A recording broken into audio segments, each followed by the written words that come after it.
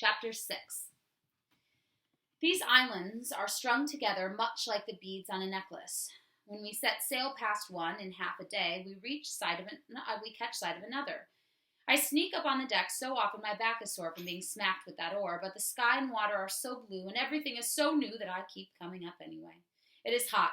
We boys and common men abandoned our shoes, stockings, doublets, and slops weeks ago. Now even gentlemen go around with their white knobby knees peeking out from under their long shirt tails. We anchor near the island of Guadalupe, and Captain Newport takes several men ashore to explore. While the boats are anchored, we passengers are allowed on deck, and so I stand at the railing to watch the long boats glide through the water clear as turquoise glass. A strong hand closes on my arm, and I startle. It is Captain Smith. "Look," he says, pointing. A huge black form comes racing through the sea. Close behind are two smaller forms. It's a type of whale, the biggest fish in the sea. Captain Smith says. He smiles strangely. It is being chased. The three fish disappear behind the Discovery, then reappear on the other side. "What would chase a whale?" I asked. "Looks like a swordfish and a thresher shark," said Captain Smith. "We'll see who wins." The whale surfaces and spurts out of a spray of air and water, and in that moment the thresher reels his tail and lands a tremendous blow on the whale's snout. The whale is stunned. He tries to escape, but the swordfish swims to cut him up. Bright red blood swirls in the water. The thresher shark lands another blow and another. The whale becomes confused and swims in circles. The swordfish darts in and out, cutting and slicing, and soon the once blue water is now murky with blood. As the whale slows, the thresher shark deals with more slamming blows, and the swordfish cuts again. Finally, the whales rise to the surface, spurts a stream of spray one more time, then rolls over, belly skyward. Captain Smith has a satisfied look on his face. "You see how it is when you leave the confines of England," he said. "You might have been born the biggest fish in the sea, but the skill and perseverance of those lower born can take you down and destroy you." Somehow I know that he is talking about Master Wingfield, the biggest fish in the sea. I glance around to see who else has heard, and I see Master Cloville staring at us, and I wonder how long Captain Smith will remain unshackled if he keeps talking this way about the gentleman. "Land ho!" I hear the familiar shout. It must be another island, but then I hear more. "Is this where we drop anchor, Captain, and take all the men on shore?" "Yes, have the Bunsen ready the longboats." I run up to the deck. They'll be too busy now to catch me. The day is a rare overcast one, and the sails reflect the gray of the sky. The Susan Constant turns, and sailors rush up to pull on lines, and we are on our way gliding into shore. As we get closer, I see the tall trees. They've got huge green leaves at their tops, and their bare trunks curve upward like fingers reaching for the sky. I see a bright green and yellow bird fly from treetop to treetop. Land. I wonder if I'll remember how to walk. "Fetch the tents. Lower the longboats. Men, gather your belongings. We're going ashore." I gladly, very gladly, help load the bedding, tents, pots, and pans onto the longboat to be taken ashore. The Godspeed and Discovery anchor nearby as well, and their men unload. This will be the first time since we left England that all 105 of us, men and boys, who are passengers, and 3 crews of sailors, will be together in one place. There are probably Carib Indians on the island, Captain Newport tells us, but we will give them our beads, and our soldiers will stand guard at night. We'll be safe. I'm one of the last to go ashore, and when I finally stand on the white sand, it feels like it's moving underneath me. I laugh out loud. More than 3 months on a ship has confused my legs so much that solid land feels like the rocking boat. "Samuel, look, we're Carib Indians," James calls to me. He and Richard have taken off their shirts, and they're running naked through the water, splashing to each other. I have been waiting for James or Richard, or both, to tell me how I was wrong and they were right about the Caribs, but neither of them has. I've been on my guard, ready to rough them up if they say one word to me about it. As they taunt me now, showing me what naked Caribs look like, telling me I was wrong not to believe them. "Come on, Samuel." James stands in waist-deep water, dripping wet. His scale is peaked pale, and his fair hair is plastered against his head. "It's salty," he said, licks some water from his head. "It's fun. Come swim." I blink. No taunting? No insisting they were right and I was wrong? No hating for me or for how badly I treated him and Richard this whole journey? I wonder if James is really this forgiving, or if he's simply happy to be off that ship he has forgotten the past. "Come on in, you prig," calls Richard. "You need a good dousing." That makes me mad. "You're the one who brought the lice on this ship." I yank off my shirt and charge into the water. I splash Richard in the face until he begs for a breath, and when I stop, he is gasping. He smiles a little, as if he wants to pretend it was fun, but I know it was not. My eyes dare him to try and splash back or insult me again, but I know he will not. He doesn't want to lose another tooth. "Stop it, you two," James whines. "Look at the fish." He tries his best to distract Richard. and me from our quarrel. I feel tickling on my legs, and when I look down onto the clear water, I see small blue and yellow fish nibbling on me. The water is warm, so much warmer than Thames. I want to live here forever, says James. I never did go back to my stepmom, ever.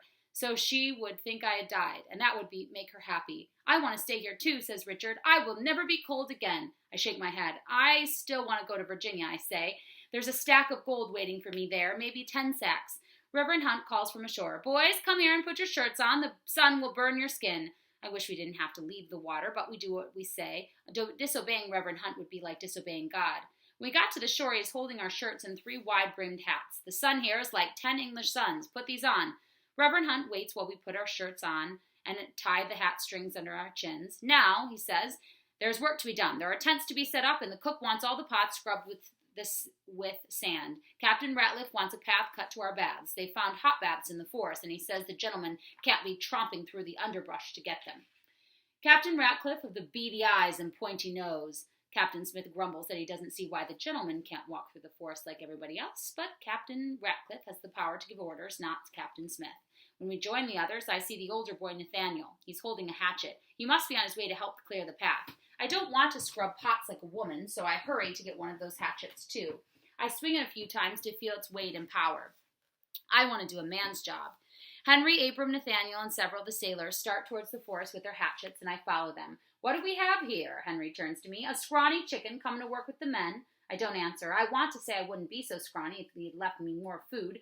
I try to skirt around him and continue on my way, but he puts one powerful arm to stop me. Go back and scrub pots with the other boys, he growls. You'll only get in the way. He yanks the hatchet out of my hand and cuffs me. I stare at him silently as he turns and walks after the others. What is he even going to do with 2 hatchets? I hope he chops his leg off on accident. Reluctantly, I go find the cook. He is already hovering over James and Richard, showing them how to scoop up handfuls of sand with a rag and use it to scrub out the mess pots. They haven't really had a good cleaning in 3 months, so the sand has some hard work to do. I join them, toiling under the hot suns until sweat is pouring down my face. I wish I could be back playing in the salty sea or swinging a hatchet in the shade of the forest. Suddenly, a scream comes from the forest and a man's scream of pain. Soon there's another and another and another, and it turns into shrieking.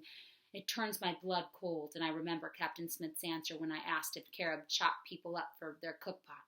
Only if they catch them. The path cutters, I shout. It's coming from that direction.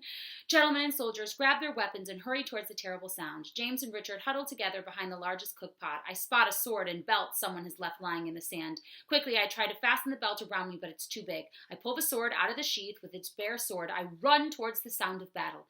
Down the newly cut path I go, high-stepping over the stumps and roots, following the soldiers and gentlemen. We all converge on the path cutters. They are yelling and wreathing as if they're fighting invisible demons. Henry is hopping and swatting his arms and shouting in agony, but there's not an Indian in sight. What is this? Reverend Hunt demands. What's happening? Fire! It feels like fire! I jerk my head around, searching the jungle. Have the Caribs attacked and run off, or is it some strange beast? I hold out my sword, ready to fight, but I see nothing. The hatchets are on the ground, and Reverend Hunt picks them up. No, Reverend, don't touch it! It's Captain Smith's voice. Angry red welts are rising on Henry's arms and neck, on Abram's and the others too. To the bath, Captain Smith says. That will give you some relief. They take off running, swatting at themselves as they go.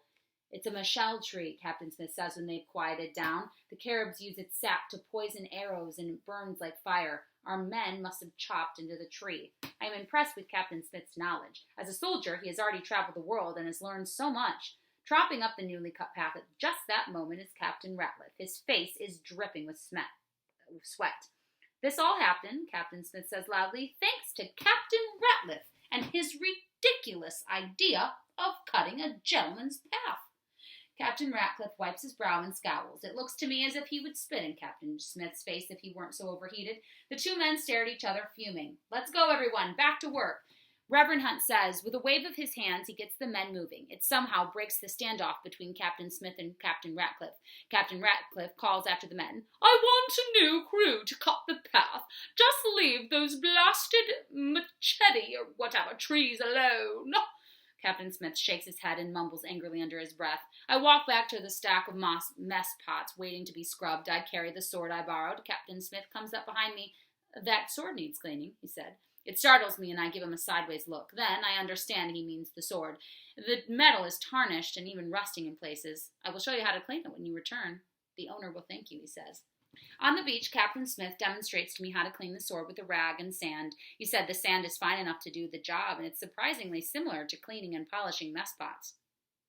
He orders me to do as he has shown me, and I reach for the rag. Then I stop. What if I do it wrong? Will he beat me? Will he make a fool of me?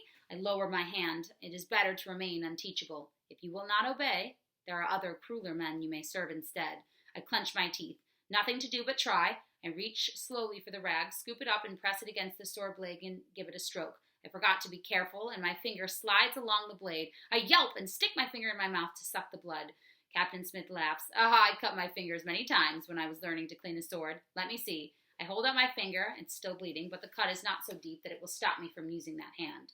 Captain Smith rips off a strip from a rag and ties it around my finger. Try again. I look up at him. I did it wrong, and yet he didn't beat me. I pick up the rag. I'm careful of my fingers this time. I give a short stroke, and another and another. Soon the rust and tarnished spots have turned to shine. They gleam in the late afternoon sun. Captain Smith nods. Good, he said. Now return it to its owner before those lazy gentlemen calls you a thief. I run to find the belt and sheath, and they are still lying in the sand. I return the sword to its place. That evening I hear hammering, and after a while I go to see what's being built. Have some of the gentlemen decided they need houses instead of tents? What I see, my mouth goes dry. A wooden frame, a rope hanging from the highest beam, a noose tied in the rope. Master Wingfield has not forgotten his promise. He wants to hang Captain Smith. Bum, bum, bum, bum.